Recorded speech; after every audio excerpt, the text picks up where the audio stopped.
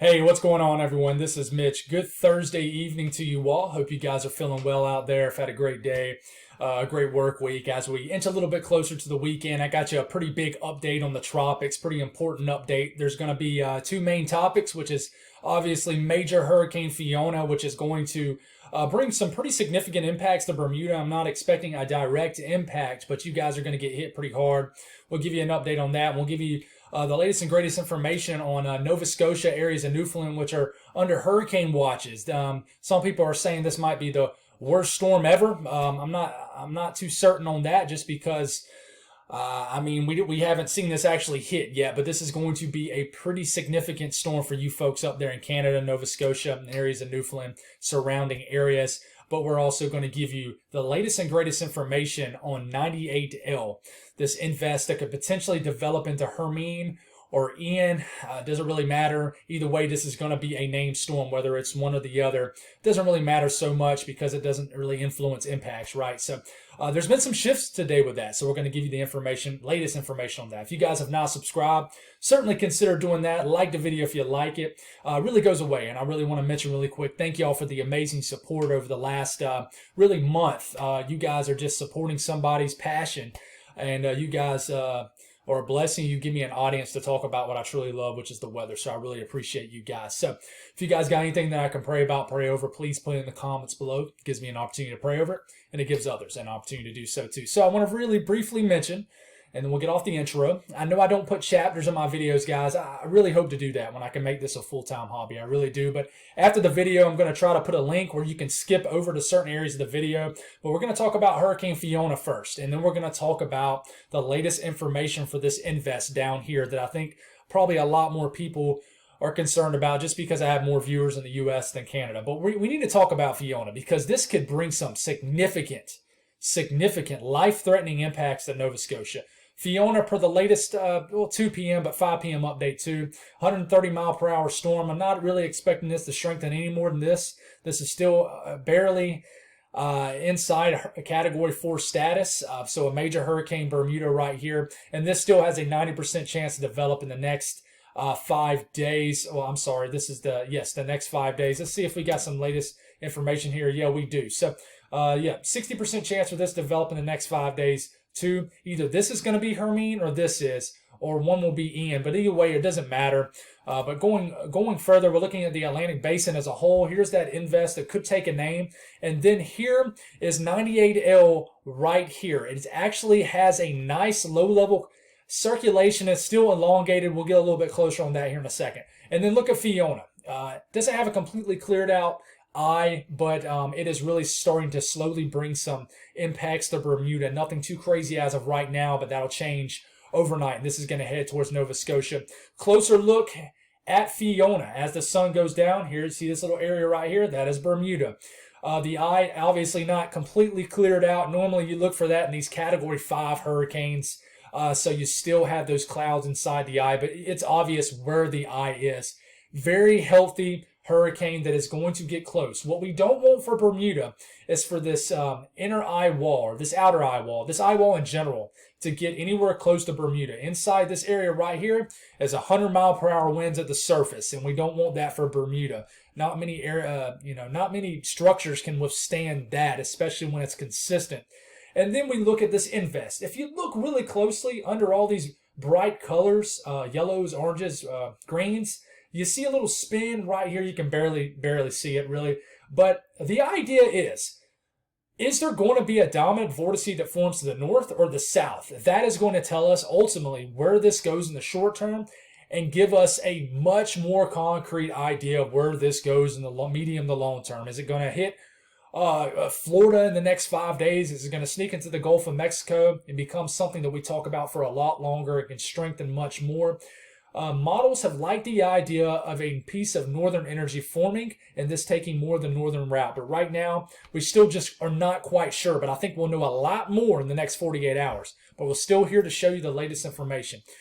Here we go. Hurricane Fiona. Hurricane watch is up in the pinks for areas of Nova Scotia, areas of far western Newfoundland. It's going to be very impactful for you guys. Bermuda under a hurricane warning. So, here it is. It's time to hunker down, guys.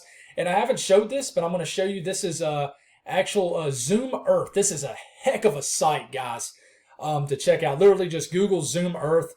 You can play with it. It's literally like you're looking at Google Maps, but you're looking at the tropics also. It tells us where Fiona is. I mean, obviously you can see it on the map. We can zoom in on here. This is right around Fiona is, the actual center of the storm, Bermuda right here. And here it comes. It's coming. It's going to scrape Bermuda. We've already seen this. And then we zoom out here. And this is where it's forecast to be around 2 a.m. Saturday night as a 110 mile per hour storm. So even though this is going to lose its tropical characteristics as it merges with this trough right here, this is still going to have a huge wind field and still going to bring winds pushing in miles per hour. I know y'all measure in kilometers per hour up here, but in miles per hour, winds pushing, 80 to as high as maybe 110 miles per hour, working their way into central and especially eastern areas of Nova Scotia, and then it's going to scrape areas of far western Newfoundland too. So it's going to hit these areas pretty hard. So please be aware, especially if you're right here, Cape Breton, I believe. You guys are going to get hit rather hard. So please be careful. Halifax, I think the worst of the storm is going to be well to your east, but you're still under hurricane watches. So please be weather ready. And we're going to talk about you guys a little bit more. I remind you guys, skip a couple minutes in if you just want to hear what's going on with 98L and the impacts, the threatening impacts potentially for the U.S. But here we go. This is winds measured in kph. That's kilometers per hour. That's how they measure it in Canada. No problem here. We'll try to figure out what that means. But here you go. Basically, in these shades of pink right here, moving into eastern areas of Nova Scotia, that is winds 150, 160 kilometers per hour. So miles per hour, that's pushing 90 to 100 miles per hour, if I'm saying it right. Correct me if I'm wrong for you folks in Canada. You guys have been so polite, nice, not one ugly comment from anybody in Canada or anybody in the Caribbean, really. I know you folks in Jamaica are always very kind, and I really appreciate the kindness from you guys. It really does. It means the world just having people outside the U.S. watching my content. But here he goes. We'll stop this around 2, 3, 4 o'clock in the morning. In y'all's time in Nova Scotia, the worst conditions moving in, winds pushing 150, 160 kilometers per hour. I got to get used to saying this, but even more big impacts well off into the ocean here. And this moves in. I mean, look at these areas right here pushing, like I said, 150 kilometers per hour, 100 miles per hour, winds pushing into this area. This is going to hit you guys really hard, especially east of the center. So the actual center of the storm might move right into here, but maybe some of the worst conditions might be on the eastern side of the storm. But the western part of the storm is going to get hit hard too, guys. So it's really going to go downhill overnight. And that's what sucks about this is I really think the worst conditions are still going to be overnight. But you guys will still be dealing with some awful conditions Saturday morning. But overnight tomorrow night and the Saturday is going to be the worst conditions for y'all's areas. How much rain can fall? Y'all are measured in, I think, millimeters. So, in this area right here, what is this? I'm winging this 160, 180 millimeters. And in inches, I mean, this is going to be a very quick moving system. So it could drop, anywhere from, I would say 5 to 8, 10 inches of rain in these areas. So, a lot of rain is going to fall, but I honestly think the biggest story is not going to be so much rain. It's going to be these winds, guys. So let's go on and talk about 98L. It could be Hermine. It could be Ian. We're not going to focus on that too much. Let's start this off tomorrow morning. So the European has been stuck on a northerly, more north to northeast solution, turning quicker in general. So that is because it latches on to more of a northern dominant vortice. There's not multiple vortices out there right now. That's what I'm saying. But where does a main vortice form? And models are starting to lock onto the idea that this is going to form more north. I showed you last night, this morning, the GFS and how it had those crazy west runs. GFS all day has trended more east. So, and if I get my directional mixed up anytime in this video, I do apologize. Hopefully you guys know what I mean. Correct me in the comments. Let's start this off Friday morning. We'll get this going in time. Getting into Saturday morning, I still don't think we'll have a named storm by Saturday morning. We might not even have one by Sunday morning. We'll stop this Sunday morning just south of Jamaica. For you folks in Jamaica, I think if y'all are going to have any bad conditions, it's probably going to be later Saturday night into Sunday morning. I think a tropical system could be around, could last throughout the day Sunday for sure. And I think y'all could have a strengthening tropical system throughout the day Sunday in and around or just south of Jamaica. So, I don't think y'all are going to get devastated by a hurricane. I think that maybe a strong tropical storm at worst could hit you guys. But this could develop much quicker, so stay tuned, obviously. But I think once this gets west of Jamaica, the European has this turning rather quickly, gets into probably the best environment that it's ever going to have in this system's life, probably right here in the Western Caribbean. We've known all along that this was not going to really develop until it gets in the Central Caribbean due to basically wake or an outflow from Fiona that's coming in and whipping in. It was sheer out the north. Now it's sheer out the northeast right now as I speak. And then there'll be a little bit of sheer out the east as this just continues to move west. This continues, makes landfall, is potentially a pretty strong Category 1-2 hurricane in western Cuba. Goes over Cuba, might weaken temporarily per the latest Euro. And then as early as between now and the next 5 days, the European has this evolving much quicker, speeding up the timeline, makes landfall, southern tip of Florida as maybe a strong Category 2, Category 3 hurricane. Makes landfall, rides in, affects Miami, slams Key West, areas of far southwestern and southern areas of the Florida Peninsula, moves off the coast of the southeast, does not move back towards the southeast, and here it goes. It heads on out to sea, and really the only people it really hits hard, and I'm saying this like it's not a big deal, it is a big deal, but it hits Cuba really hard in the far southern tip of Florida. But notice, you back this up, it doesn't get into the Gulf of Mexico, really. I mean, you don't really even call this the Gulf of Mexico. So that's the European. The GFS, we'll back this up. Same idea. Listen, between now and I would say the next 48 to 72 hours, most models agree as far as strength. So the GFS is still pretty far south, but I mean, it's probably starting to trend more north, and in fact it is. The GFS has this a good bit further south of Jamaica. If the GFS is correct, wouldn't really bother Jamaica at all. Maybe some gusty winds, maybe some showers. That's it. GFS has this right smack in the middle of the Western Caribbean. Strong hurricane already. GFS wants a major hurricane between the Yucatan Peninsula and Cuba around Tuesday morning. And remember, the European around this same time frame has this about to slam the southern tip of Florida. The GFS still stuck on this western solution. But let's back this up. 3 runs. Bang, bang, bang. Now let's back it up to the most present run. Bang, bang, bang. You see how it shifts east? So that tells me that it's shifting more to the European, its ensembles, things like that. So the latest GFS, which I think only is going out to 120 hours out for us right now, which that kind of stinks. I think there's a little bit of a glitch right now. But if we were to keep the GFS going, let's see if we can get down here. Sure enough, it's still stuck at 120 hours out. I'm going to try to wing this on the fly, guys. Let's see if I can do it. I'm going to go to Weather Bell, go to GFS here, go down to the Oceanic. I'm talking my way through this. It's helping me, guys. It's helping me. Look at the Caribbean, and this is going to show a different look at it. Let's see if we can get some of the latest information.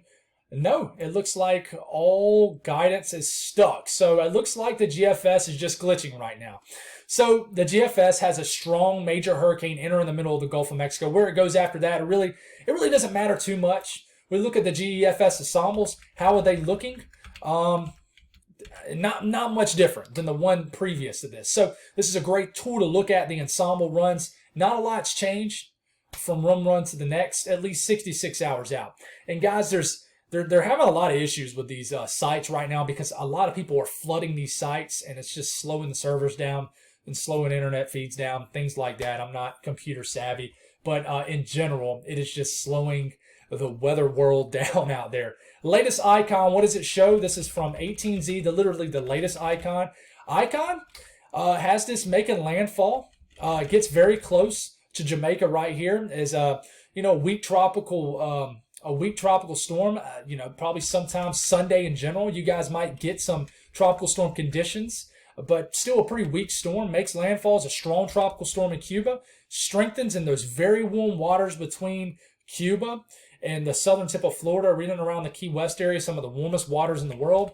And right here it has a strengthening hurricane, Category 1, maybe low-end Category 2 hurricane heading right towards the tip of Florida, but it looks like it's already starting to turn northeast. So could we get a trend where this gets so strong, will this get strong enough, fast enough, and then just hits Cuba and then doesn't even affect the U.S. and heads on out to sea? It is very possible, guys. Very possible. Canadian model likes the European and the Icon model. Comes in, I'm sorry, I keep skipping Jamaica. Comes in, scrapes Jamaica as a tropical storm sometime during the day Sunday. Not a direct impact, but goes just south of the island. Makes landfall as a Category 1-2 hurricane in Cuba, western Cuba, Monday evening. Comes up, hits the far southern tip of Florida as a Category 1, maybe weak Category 2 hurricane. Kind of straddles that eastern coastline of Florida, and then makes another landfall into South Carolina. But that's the Canadian model. So let's talk about the ensembles from the European. The European, I would argue, is a tick further east than its actual ensemble run, but pretty big spread still. You got a couple stragglers still hitting the Yucatan, and you got some members that hit central Cuba, and then hit areas of the northern Bahamas, and then heads on out to sea and doesn't bother anybody else. And then you got some members that plow this right into western Cuba, and then plows it right into the southern tip of Florida, and then I guess some of them are picking up on a ridge of high pressure in the U.S., and then it might turn it back towards the coastline. But I'm not set on that happening. The latest European ensembles from 12Z, by the way, still much more west than everything else, but I'm not buying it. I'll be honest, I'm not buying it yet. But we still need to wait. And here you go. We're going to talk about the dynamics of this. I hope you guys have stayed along 17 minutes through the video. You see this little low-level spin? You can see it here, right here. What dominant vortice forms? It's not like there's multiple vortices, but where does a dominant vortice form? Does it form to the north or does it form to the south? If it forms to the south, then we can believe that more westernly track might plow right into the Central America, even though no real model guidance is showing that anymore. But you could see something, well, this hits the Yucatan and then gets more into the central to western Gulf of Mexico and then maybe begins to fill the trough and turn, which we're about to talk about. But right now, most model guidance like this somehow starting to get together on the northern end of this invest. So let's talk about a couple things. What's driving this? So right now, into tomorrow morning, this system is right in here, but you can't really see it. There's no L popping up. Still getting blasted by the wake of Fiona that's coming down here and hitting this. Wake meaning an outflow or just shear. This is basically just shear it's actually getting whipped in and brought in. Believe it or not, this is an influence from Fiona. Fiona is stunting Invest 98L for now with northeast shear. This will continue to move, though, into the Caribbean. Here comes that L popping up. Shear will lessen. And then we argue that it's game on in the central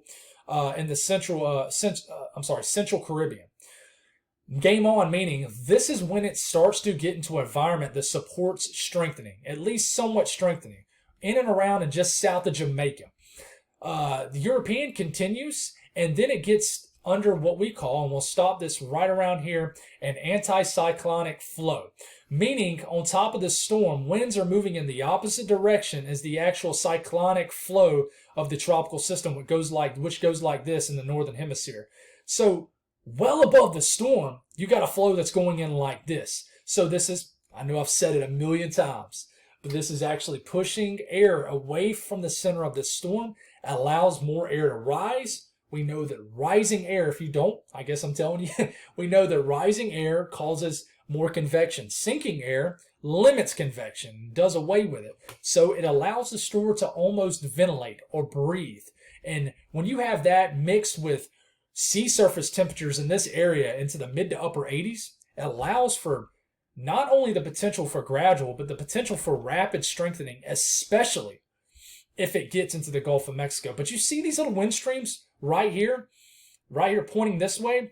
This is a trough that comes through, not the one that's coming through right now across the eastern U.S., but a secondary trough that's going to bring even more fall-like weather for most of the eastern U.S. next week. This will have a massive player on where this tropical system goes. The flow will actually pick this up and not only push it north, but then push it northeast. And that's why we've had this shift in model guidance, guys, because this trough in the eastern U.S., that's digging down has actually trended deeper and stronger, which is good news because one, it's pushing the tropical system away.